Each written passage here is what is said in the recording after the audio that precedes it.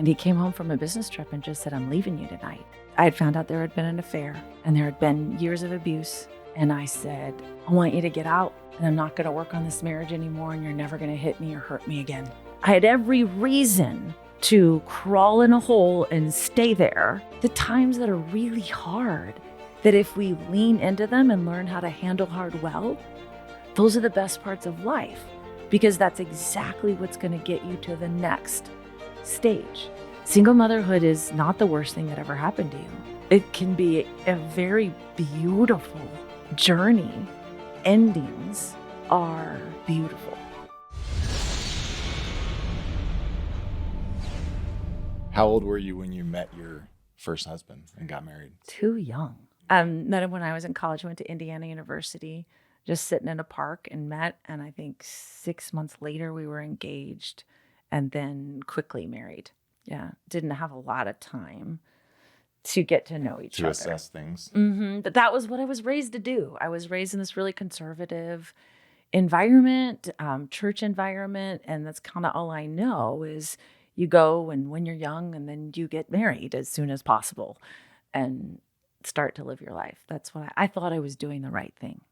And was it? No, it wasn't. I should have found myself more. I should have lived more of life instead of being my own person and my own woman and go after my own dreams. And I wish I would have done that. There had been abuse in the marriage. So, and things that I guess I just didn't know any different. And I was raised that marriage was like the end all be all and fight for your marriage. And there was a lot of shame if your marriage ended. But I knew that there was abuse before the wedding. But the invitations had already gone out and I was too ashamed to tell anyone. I hear it's common that you think it's your fault and then you justify 100%. Did that happen? It did. 100%. So then you man. become a shell of a person because you're always walking on eggshells just to keep the peace. And you think, I'm doing good now because they're not mad, because everybody's safe, because there's no yelling. So you end up kind of creating this fake life because you're just trying to not have the abuse happen. But it all came to a head, actually, when I was about 34 and the kids were 4, 2, and 8 weeks. And he came home from a business trip and just said, I'm leaving you tonight. And I had no warning. And of all the craziest things I said, in that moment, I said, well, we're out of milk. And he laughed. Came back, brought milk. No, he didn't. Yes. I can't. Isn't that crazy? It's funny. No, you can laugh. It's a long time. A lot of healing, a lot of therapy over this moment. I can feel that you've healed from it. So. But brought the milk and then it was gone.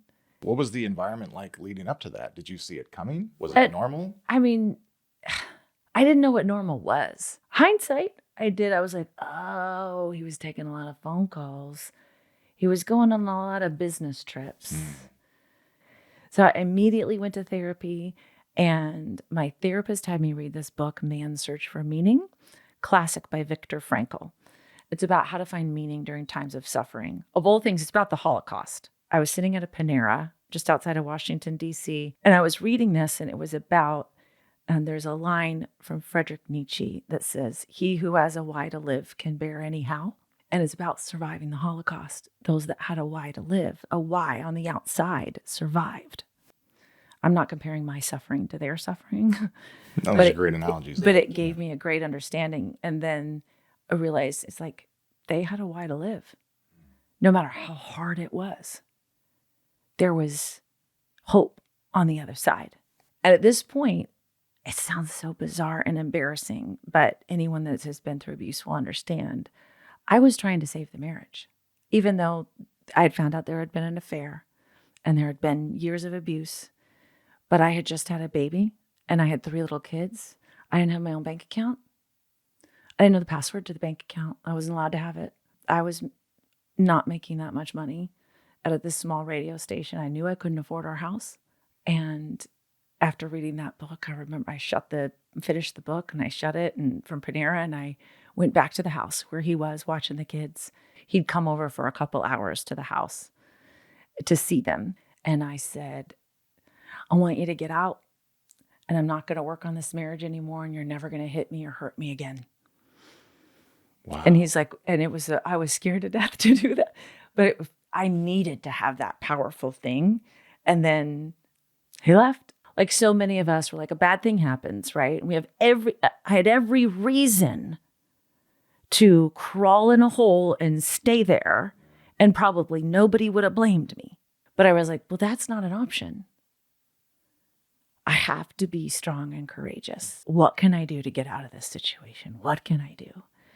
How did you view your financial future or your dating future? Like, how did you look at all that? Because that's probably one of the harder parts when you get out. How am I going to pay my bills? Is anyone ever going to date me again? I mean, tell me about that.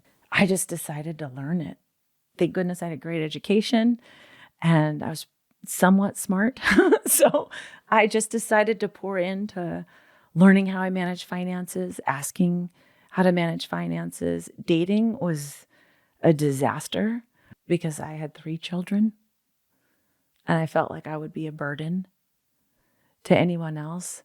But I was wrong. I was completely wrong. And reached out and learned how to date and did it horribly sometimes and had some good smaller relationships. And you just, I don't know. I just decided to live my life being strong and courageous. Moving, even if I had fear, that was a sign that that's exactly what I'm supposed to do. Okay, so you're really afraid of managing finances. Well, then that's the thing you gotta, because I'm commanded to be strong and courageous. It's not an option. And I had this strong faith that I knew that God was with me, and that he wasn't mad at me, and that he would give me strength. I felt that. Did you ever feel guidance from him? 100%. I don't think I hear his voice, but I've spent a lot of time as a little girl praying and learning about prayer and talking to him and feeling a knowing, a leading, and this is what I'm supposed to do, an intuition that, hey, be careful, or an intuition of, hey, like, I want you to go for this. And Can you describe those yeah. two feelings? So the be careful, where do you feel that in your body? And is there an example? And then the, hey, go this way. I mean, is it like That's a gut good question. feeling? Like, yeah, it's probably intuitive and second nature to you at this point, but I don't think a lot of people realize that you can hone that skill. You can build that muscle of divine intuition. If you want. And now I do it, like I meditate every single morning and I listen and I put on music and I'm like, okay, what's going on? And feeling that inner feeling. I think it's a tightness in my chest when I get scared, or a tightness in my throat, but it's not fear. Because I think too many people think if they're afraid, that's a sign they're not supposed to do something. It's a knowing. It's like that's not good for me. It's a red flag. I think another pillar of success for single moms or anybody is to have the right support system of people, like having other single moms that know what you're going through. You have other friends, but has somebody lived that? You have to get out of our self-isolation and also be authentic about, like, how are you doing? Like, I'm really in a bad place. Like, are you okay? We hide so many secrets of what's going on in our lives because we're so afraid of judgment. But I think most people are walking around carrying a bunch of secrets, hoping that nobody notices. Definitely. And instead, and when you finally are the one that's open in the relationship, that somebody goes, oh, you know what, I'm struggling with something too. It gives them permission. And then all of a sudden you have an authentic support system, an authentic relationship. It just takes you the guts to open up. One of my favorite sayings is, just when the caterpillar thinks life is over, she becomes a butterfly. And that's why everything I teach to single moms now is based on the analogy of the butterfly. It's like one day you're crawling around in the dirt and like, do you really think that there's more to life? Like, does it know that it gets to fly? And what I learned is it's the struggle to get out of the cocoon that gives the butterfly's wings the strength to fly. So if somebody comes in and opens up that chrysalis too soon, if you've ever been to a butterfly museum and you can see them, if somebody opens it up, it can't fly. So they have to go through they have to go through it. So it is the times that are really hard that if we lean into them and learn how to handle hard well, those are the best parts of life, because that's exactly what's going to get you to the next stage, the next level in life, so that you can continue to grow. If nothing's hard and everything's always easier and there's no struggle and there's no ending to something, then I think you never get to accomplish the fullness of your life of being a woman. I wish God would work differently with me sometimes, but I guess this is how it is. He ends something. I knew that I didn't have the guts to leave that relationship. And I'm embarrassed of that. So he did it for me. You know, sometimes God can heal a relationship and sometimes he knows it's better to heal you. When I noticed that there's a line in the sand, that something is ending, even a job he's ended for me. Like, I've gotten fired as a single mom with 3 kids because I knew he didn't want me to be in radio anymore. Because I knew I had this knowing of, I want to create this awesome program for single moms. I want to do online courses, and I want to help single moms learn what I didn't know when I first became a single mom, how to co-parent, how to manage your own money, how to date without keep dating the same toxic relationships, like all of these things that I kind of had to figure out. And then it was like, guess what? I'm going to pull this out, and then here's your little severance, and why don't you go create the thing you've been wanting to create? And I was happy because I had so many endings leading up to that ending that I had practiced. It's like, that's what bravery is, right? It's like, it's a habit. It's a muscle that you keep practicing and you just keep getting stronger and stronger at it. I think it's the hard things that are the best part of life.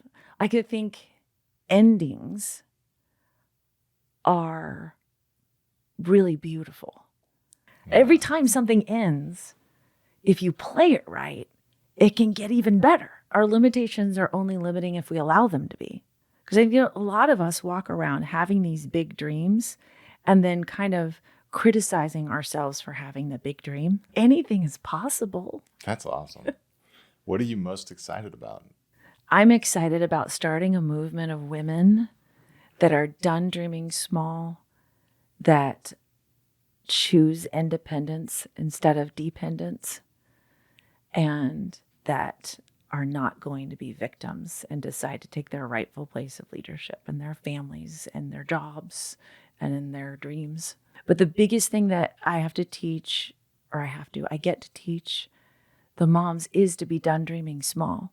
So in research, the long-term health for your children as adults, so they have the best mental health and they have the best relationships in their future, is for their mother to be well and have good mental health and be a good example of a relationship.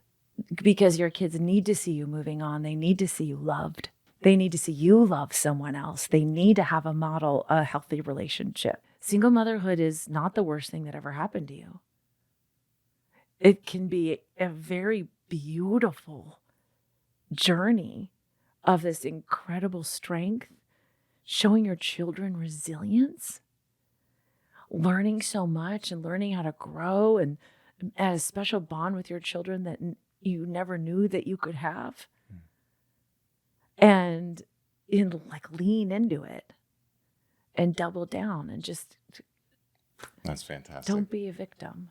Do you have any advice or input for single moms that are hearing this and didn't even know that such a field existed? And they're like, oh, I'm not worthy. And what would you say to a single mom watching this? I know how hard it is and I know how it feels, but I don't want you to believe the lies in your head that are telling you that you're not good enough and that there's something wrong with you.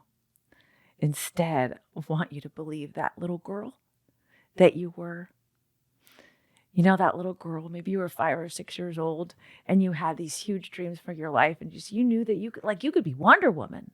Like, go tap into that little girl because she's still inside, and let's go find her, and let's go backwards for a little bit, and then let's resurrect her, and let's go chase down that better life. What's your story? We all have a story that makes us who we are, or multiple stories. Come share yours. Hit me up. Vibe with Humanity on Instagram. DM me. Thanks, guys. Enjoy these two right here.